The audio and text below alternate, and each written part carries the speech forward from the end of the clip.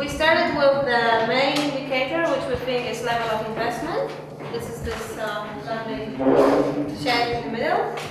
And we think it was like 10 years ago it started to fall. And then with the access to the European Union it started to rise a little bit. And we expect it to continue to rise a little bit if nothing changes.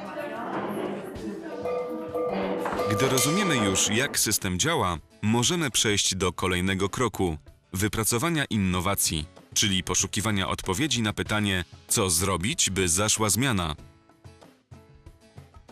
When we use this word innovation and sustainable development, we don't necessarily mean something new, because organic agriculture is a typical example of a sustainability-related practice that can improve lots of things: soil quality, water retention, the health of the surrounding ecosystems, the health of the people doing the agriculture.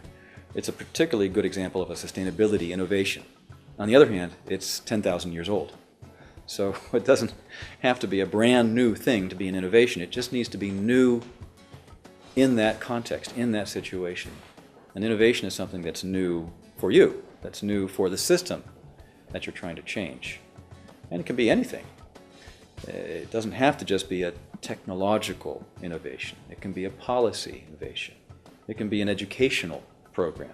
It can be a new set of words that people are using that help them to think differently. It can be a vision that you help craft of the future. A set of goals that haven't been goals before, but now become goals. Those are all innovations, examples of innovations that are meaningful in the context of sustainable development.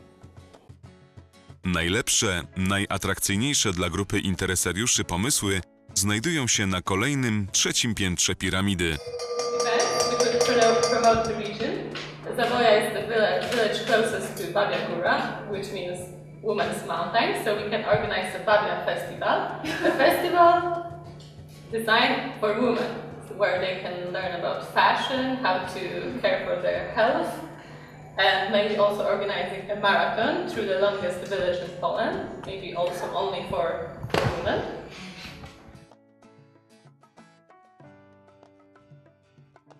Ostatni krok metody ISIS to wypracowanie strategii wdrażania wybranych innowacji.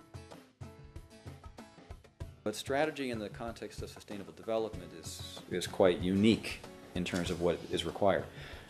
And again, it means that you've got multiple stakeholders or sectors and disciplines involved. It means that you've got very often a change that is going to involve a significant shift in the way people are used to doing something. Not a small shift, but a significant one.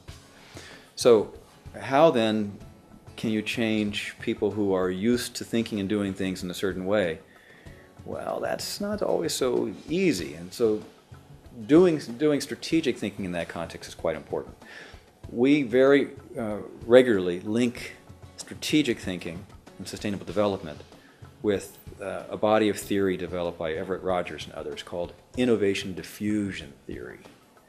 Because so much of sustainable development is about taking that new idea, that technology, that policy, that program, and getting other people to agree that it's a good idea and to adopt it and to use it.